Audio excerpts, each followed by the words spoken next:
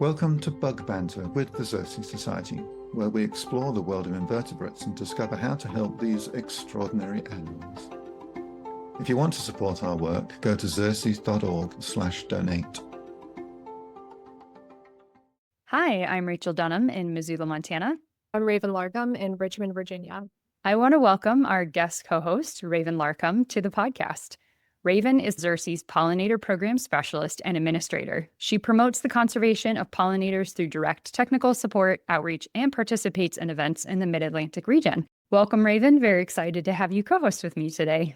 I'm so happy to be here. So for years now, there's been a growing buzz, pun intended, about how to save our pollinators. Bees, butterflies, and so many other important species are really struggling.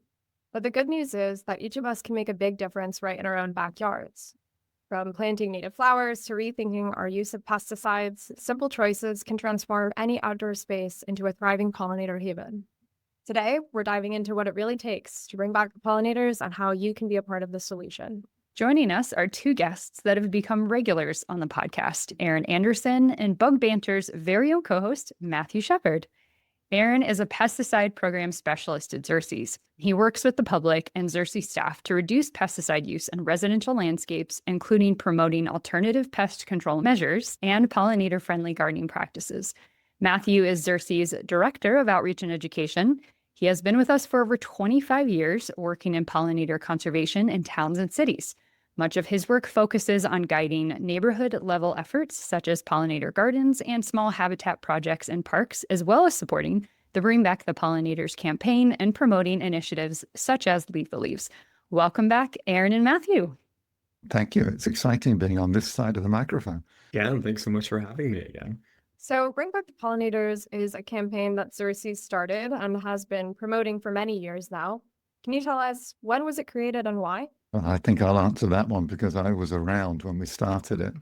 It's funny, I've been asked this question. I don't remember exactly when we started it, but 15 years ago, something like that, maybe a little longer.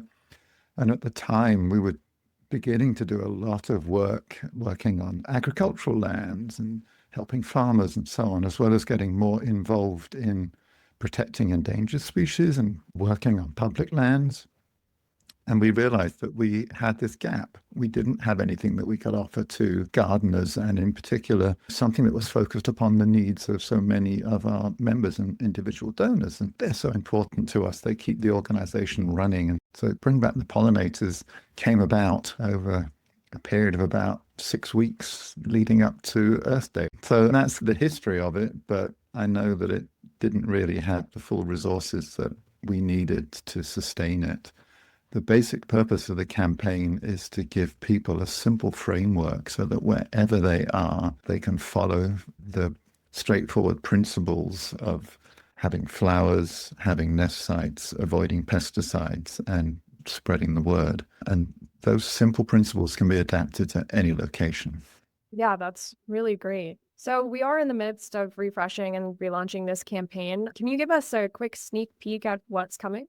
There's been a group of us that are working to revitalize and relaunch this campaign. In addition to providing that framework for people who want to create pollinator habitat, we really wanted to revitalize this to try to develop the community around the program and also to continue to help support people as they're either beginning or they're continuing their pollinator conservation journey. Our goal is that anyone who signs the pledge will join this community of other conservation-minded individuals, and we're planning to share resources with pledge signers and then also host some quarterly Q&A sessions. For Bringing Back the Pollinator pledge signers, send out quarterly newsletters with topics like seasonal tips, success stories. We're also going to highlight a pollinator of the season. And then Rachel, you're organizing our Xerces webinar series that will take place monthly, I believe, with a great diversity of topics that are all going to tie into Bring Back the Pollinators and pollinator conservation. So yeah, we're just hoping to build this community and provide resources to people who are interested in conserving pollinators. Thanks, Aaron. Yeah, I'm looking forward to the webinar series. So how does the campaign work? Can anyone participate? Yeah, so anyone can participate. In general, like Matthew was saying, it's geared towards home gardeners or community gardeners. Ultimately, you just need to have a space that you can create pollinator habitat on, whether that's a personal or communal space. And the wonderful thing about pollinator conservation is that pollinators live in all sorts of landscapes. They can thrive in urban and suburban areas, and we just need to manage these spaces, thinking about the needs of these essential creatures. Anybody can participate. Are there any particular pollinators this campaign focuses on, or is it all inclusive? The primary focus is on bees. And when I say bees, I mean native bees. So we're not talking about honeybees and hives and boxes and so on. So the primary focus has been on native bees because for a number of reasons, they are generally reckoned to be the most important single group of pollinators in North America. But we also encourage people to support butterflies, as well as just welcoming the full range of pollinators into their garden, which includes various different types of flies and beetles and all sorts of unexpected things might be pollinators, because frankly, there are so many different plants and so many thousands of different pollinating animals that we don't really know what all the relationships are. And so by focusing on bees and butterflies, we're creating the conditions that will support the full breadth of pollinators and other wildlife. So as we think about this campaign and the pledge, someone might be thinking, well, I'm just one person. Do the actions of one person really have that large of an impact? Yeah, definitely. I mean, if you imagine that you're a bee that's like an eighth of an inch long, you don't need a really big area to live in. I know there are places around here where I live where I see small carpenter bees nesting up blackberry stems, and they're just like 10 feet from a patch of flowers. And that's all they need. It's like their entire life can happen within one tiny patch. And so what that means is even if you have a small yard, a deck, a big yard, whatever area you have, you can create some kind of habitat. And individually, that patch will support things. You just have to stand back and watch what happens over the weeks and months and years after you create this, and you'll see the benefit that it brings directly to the insects that come to your yard. But also, if you step back and you think about it, what you're doing something in your yard, what does your neighbor do? What does your friend down the block do? And then you add in roadsides and parks and community gardens, and you'll realize that there's this astonishing mosaic of small habitats. And I know it sounds a bit silly, bees fly, right? And so they can get between all those little patches, and collectively we can transform our landscapes. I remember one time I used the analogy of IKEA store, because, you know, if you go into an IKEA store, they have these small room setups and these small apartments to show you how you can live within a 200 square foot or 400 or 600 or whatever it is. And each one of those model apartments have somewhere you can prepare food, somewhere you can sleep, somewhere you can relax, somewhere your kids can play. And that's basically what we're trying to do in our gardens for our pollinators. We're trying to provide all the elements that they need in a small area. And another thing I often think about when talking about pollinator conservation is that these insects connect us all.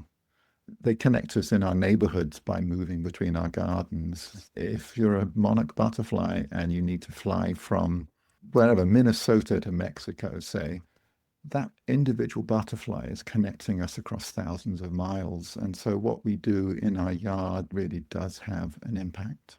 Yeah, that's really amazing. Even this summer, I had a small container garden on our deck, not a lot of space at all, but we saw evidence of leafcutter bees, which was a huge surprise and really wonderful to see this evidence, these little like cut circles out of these leaves. Someone I've been corresponding with in Germany, who's a Xerces member, and just started emailing me to say, hey, he was creating this pollinator garden on his apartment deck. And it happened that I knew a bit about what was going on in Germany and some plants and stuff because I'm from Britain.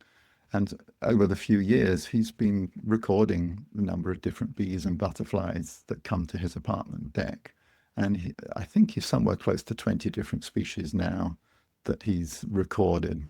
I just find that amazing that you can have such success. One of the most, I think, rewarding parts of gardening for pollinators at home or wherever you may be doing it is keeping your eye out and seeing that change in the wildlife in your yard, going from lawn and more conventional gardening plants and seeing what insects are in your yard. But then year after year, as you're putting more and more pollinator plants. And whether you're tracking it formally or it's a little bit more casual, it's really amazing to start seeing the incredible diversity of pollinators as well as other invertebrates that you really can support in a yard. Yeah, it is really amazing how we all can actually make a difference just starting at home. And that's honestly my favorite thing about this entire campaign, and why I feel so lucky to be a part of this, is that people always reach out to us and email us and call us and are asking, what can we do? And this campaign is really breaking down what you can do into 4 simple steps. And I think it'd be great if we could dive a little bit deeper into those 4 steps, starting with the first action, planting pollinator-friendly flowers. Are there any good guidelines to help people know which plants to choose? And also, how many should they plant? The simple answer to that is plant as many as you can. I realize that's not what everybody wants to do, but the more you can plant, the more insects that you'll be able to support. But stepping back a little bit, we know that native plants are better for our native insects. There's research that's been done looking at the association between bees and the plants in gardens, and those gardens that are richer in native plants support a greater diversity of native bees and a greater abundance of native bees. There's the work that I'm sure many of our listeners have heard of, Doug Tallamy, and the work that he's done and has promoted so effectively through Bringing Nature Home, tying the presence of native plants, particularly trees and shrubs, to the extraordinary abundance of caterpillars associated with that. That's butterflies and moths, but I think it's like an order of magnitude greater. It's like 12 times greater if you have the native plants as opposed to non-native plants. And I've seen other studies that have been done looking at plant bugs and beetles, et cetera, and consistently the outcomes shows us that native plants are better for supporting a greater abundance and a greater diversity of native insects. And it makes great sense. The plants and insects have co-evolved over the millennia, hundreds of thousands, millions of years, whatever it is. And so we can't be too surprised that local plants support local insects. I think there is a place in gardens in particular and more formal landscapes for some non-native plants, but we do need to just think very carefully about what we're bringing in and why. I know in my own garden, for the late summer, I have the native Douglas aster or Pacific aster growing. But when that begins to fade, I also have New England aster that blooms even later. New England isn't native to this side of the country, but it helps extend that nectar season for the late flying bumblebees and so on. How many should they plant? Sure, as many as you can, but we also have some evidence that suggests that if you have several species of flowers blooming at any one time, you get a greater diversity and more abundance in your yard. And here at Xerces, our normal recommendation is to try and have at least 3 plants in bloom at any one time, and 3 different species of plants in bloom at any one time. So that's the simple answer. So what are some good resources for deciding which native plants to choose? Where can you find them?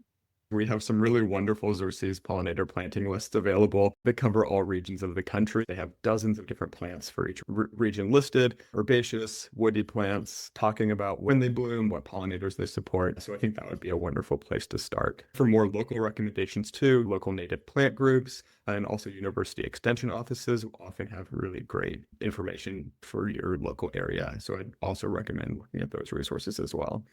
Are there any particular places where people can find native plants? I think a lot of box stores or bigger stores don't always have what we're talking about here with being native and local to your region. So where can people find these native plants?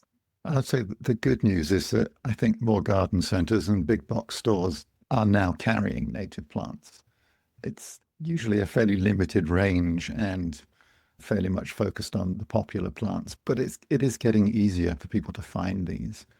But you're more likely to find a good selection of plant species from a local grower. And again, there are more and more small local native plant nurseries cropping up and growers. It's increasingly easy to find these plants, although equally, I know if you live in the middle of New York City, you're probably not very close to a native plant grower, but again, it amazes me where some of these growers are now located, and they really are in major urban cores, which is really good. Track down a native plant nursery near you. You'll also find native plant sales at nature centers. Native plant groups will have them. Conservation districts will have them.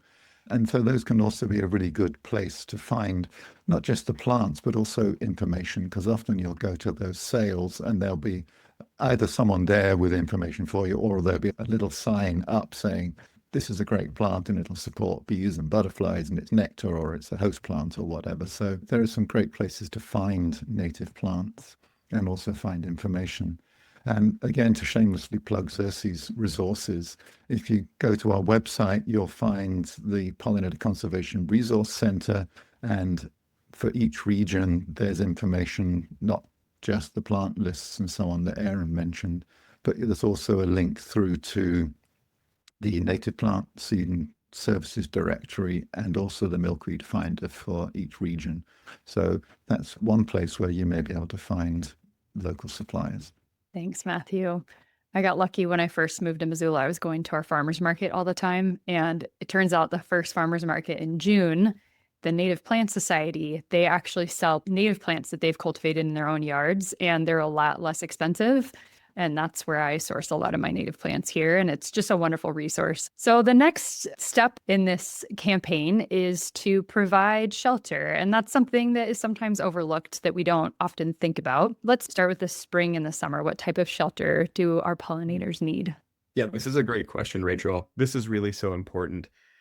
Bees, butterflies, all insects need places to nest and overwinter. And in the spring and summer, they need places to create nests. Thinking about our native bees, about 70% of them are ground nesting, which means they either dig little holes or burrows in the ground or use existing holes where they then lay their eggs and their offspring develop. So this means in a garden context, leaving some bare soil, places that aren't mulched or covered in plants is really important for these species so they have a place to create those nests in the spring and the summer. And then the other roughly 30% of our native bees are cavity nesting. This means they lay their eggs in little cavities, often places like old hollow plant stems. So saving the stems, as we like to say, and cut them back a little bit, but not all the way to the ground. You want to leave some stem to actually have those bees create their nest chambers in is a really great way to provide habitat for those species. You can also leave things like old logs and snags, things that can provide natural cavities and places to nest for those bees. And then butterfly larvae or caterpillars, they develop on their host plants, growing as they munch away. So it's really important to include butterfly host plants when you're planting for pollinators as well. So moving into the fall and winter, what type of shelter do we need to provide for our pollinators in those seasons? It's fall, so that's when the leaves come down. And leaves are a hugely important resource that is often dismissed as trash or litter and so often gets raked and blown and generally disposed of. And so if people want to know more about that, obviously I'm going to recommend Bug Banter with Max Filato, who did a fascinating episode all about leaves. But the simple way of keeping leaves is you probably won't keep them everywhere, because there are going to be some places where they're going to be problematic, whether that's blocking a drain or smothering something you really care about or creating a trip or slip hazard. So the places where you don't want leaves, but there must be some places where you can keep leaves in your landscape. And again, my friend in Germany, he has some little stick piles and leaf piles on his balcony, on his deck, which is just astonishing.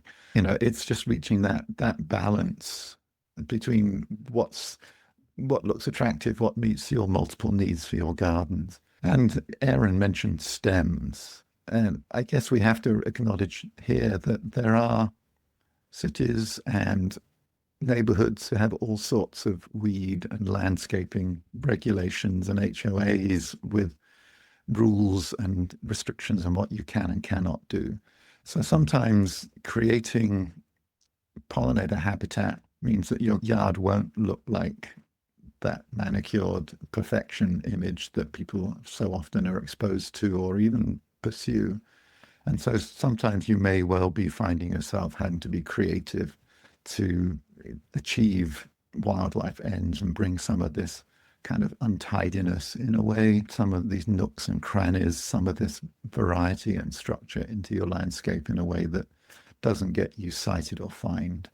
People have sometimes talked about the mullet style approach to landscaping and gardens, where you neat and tidy at the front and long and shaggy at the back. And there are also studies that show that people, if they know why it's done for wildlife, they accept your yard looking different, but they don't always like it right next door. So again, you look for compromise in your own garden, but also compromise in your neighborhood. And so if you're doing things in your backyard, there's a better chance you can do what you need, and your front yard may need to look more how other people want it to look, maybe, rather than how you want it anyway. There's always going to be compromises and balances to be reached. I can definitely assure you that our back deck is absolutely not neat and tidy at all. But even as the snow is falling today, looking at these leaf piles, I know that something must be in there. I mean, if I were getting snowed on, that's where I would want to be. It's great to just see that even in small areas. It really does make a difference. So in previous episodes, you discussed reducing pesticides in your pollinator habitat. Can you give us an overview of all the ways that people can reduce pesticide use? That's a great question, Raven, and it's a huge question and one that I could go on and on about, so I'll try to be somewhat brief. As we mentioned earlier, pesticides are a major contributor to pollinator and other insect declines. And just to take a step back, pesticide is an umbrella term. It includes insecticides, which kill insects, herbicides, which kill plants, fungicides, which kill fungi. There's more different groups of pesticides, but these are what we're most concerned about generally. And when you're creating habitat for pollinators or other insects, it really is important to not use pesticides in these areas because they can be so harmful to insect life.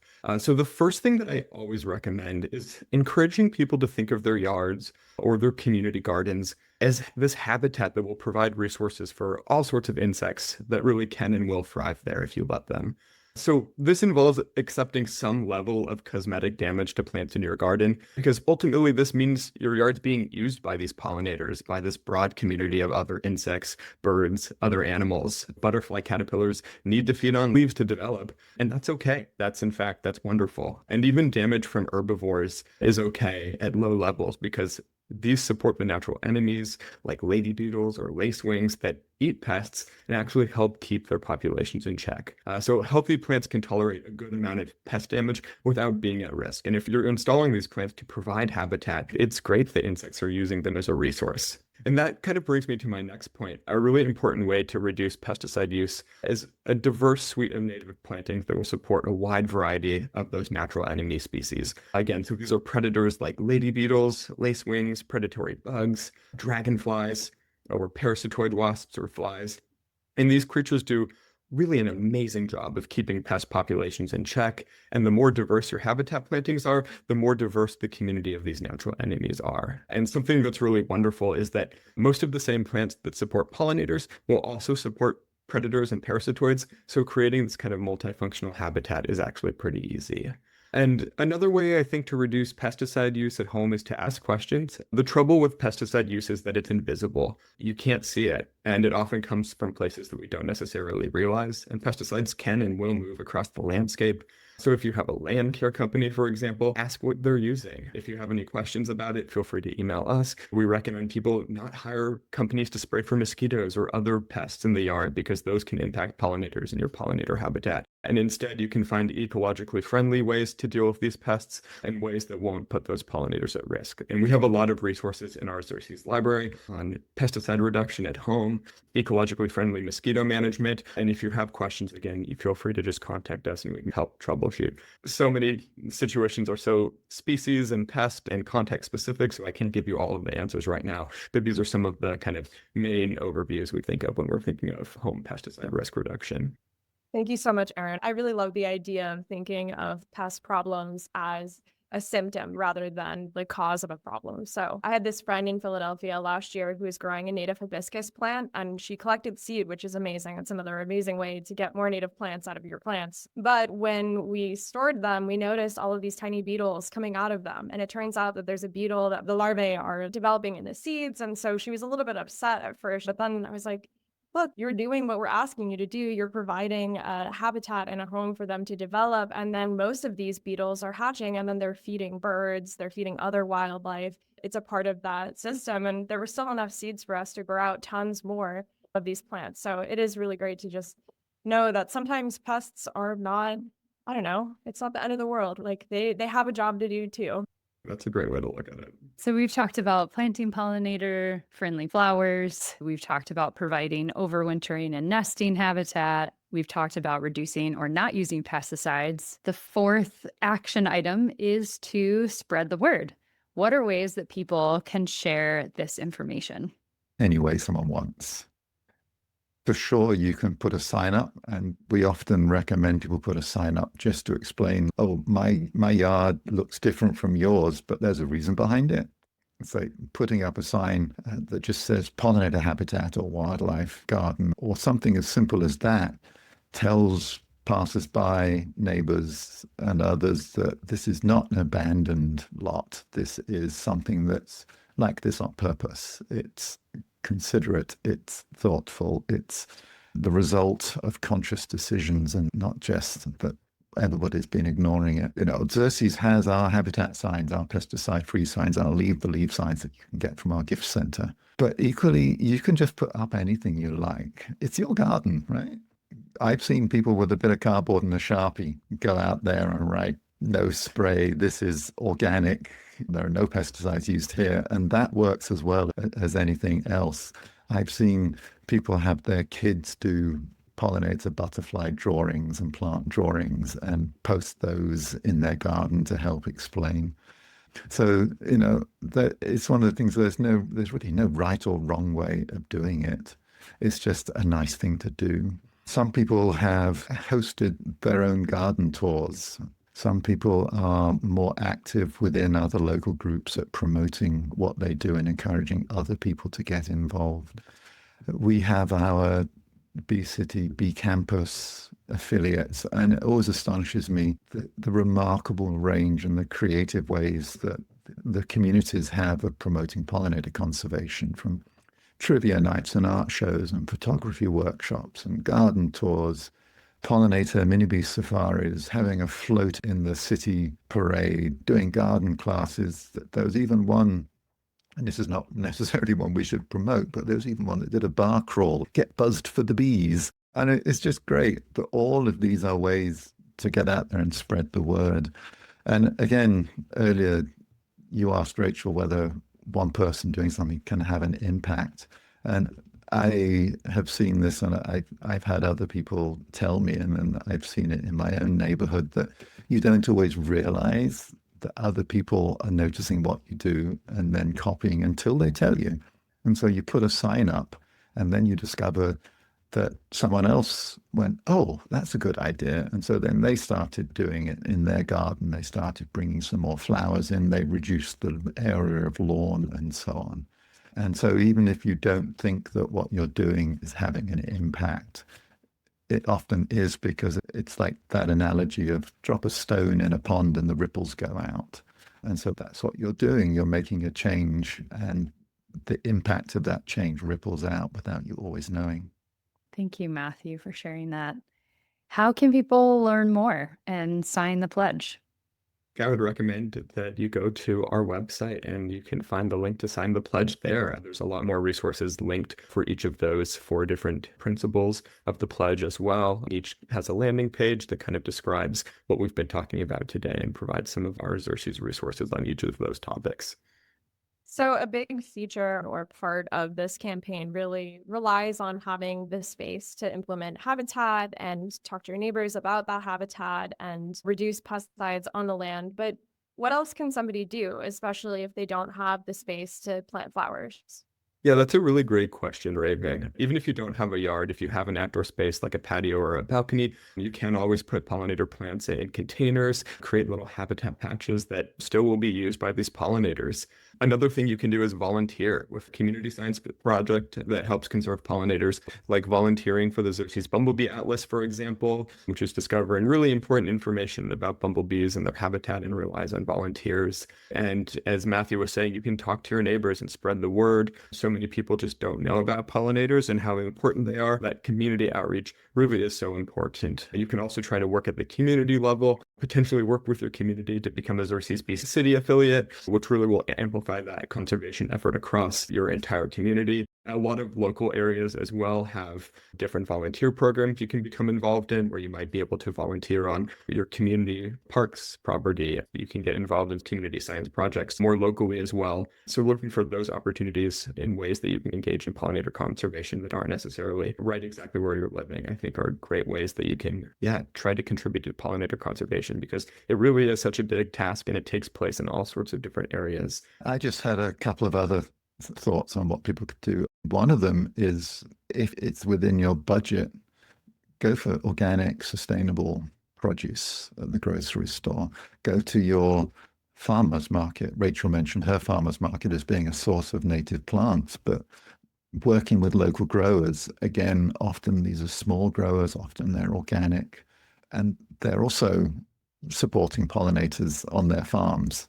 And so if you're supporting them, it makes their farms better for pollinators. You also could step forward. The park departments often have advisory committees. If you've got the time and wherewithal, get yourself onto an advisory committee, and then you can start guiding and influencing policy across many acres in your community.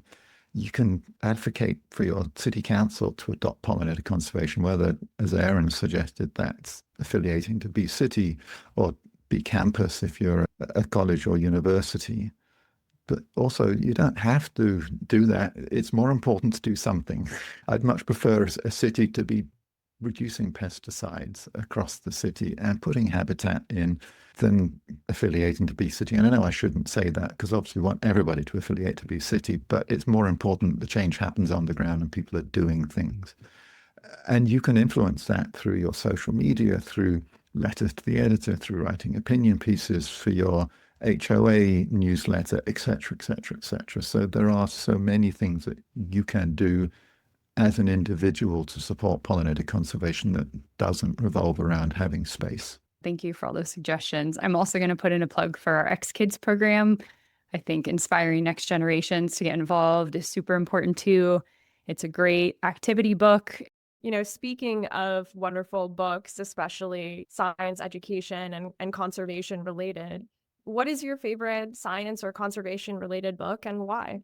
I have difficulty coming up with only one answer at times like this, so I brought two. I just think are just fabulous books. Jean-Henri Favre, who was, I should say, basically a community scientist back in the 1800s in southern France.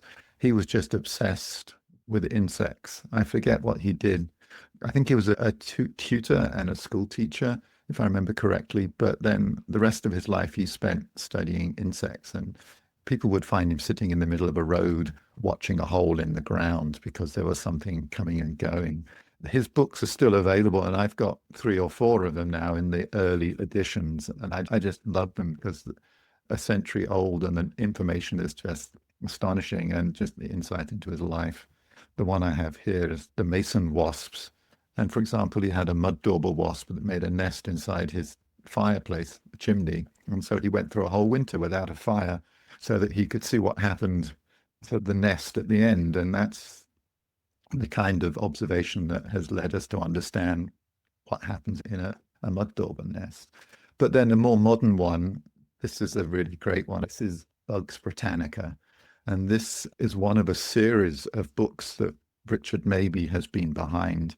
It's about insects and invertebrates in Britain, but it's all about the cultural connections and the local common names for them. And that's one thing that I have been fascinated in for a long time, is how people interact with and engage with their environment and understand and communicate around it. And so this is just it's a big, heavy one. There's hundreds and hundreds of pages, but it's just a wonderful book that I dip into every now and then because it's got some really interesting natural history, but just also seeing the names that people had for some of these insects, and all because of the local associations and how they interact with them.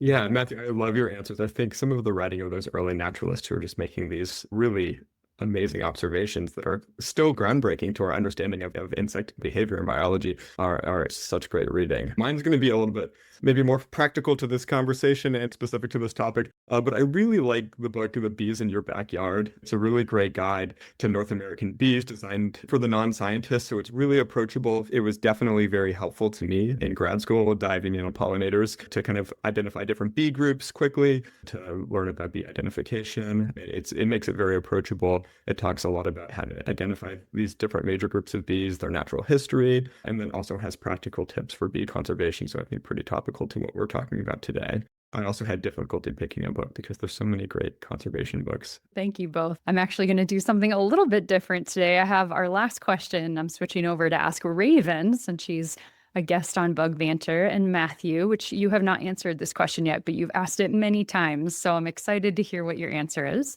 If you could see any bug in the wild, what would it be? Again, I have a two-part answer. Sorry. The one that I would really love to see is the Goliath beetle, because it's one of the biggest insects in the world. It's in Africa, and I was in East Africa for a couple of years, but never got to see one. I don't think it occurred in that part of the continent. But I just love the idea of an insect that's big enough to fill your hand and has weight to it.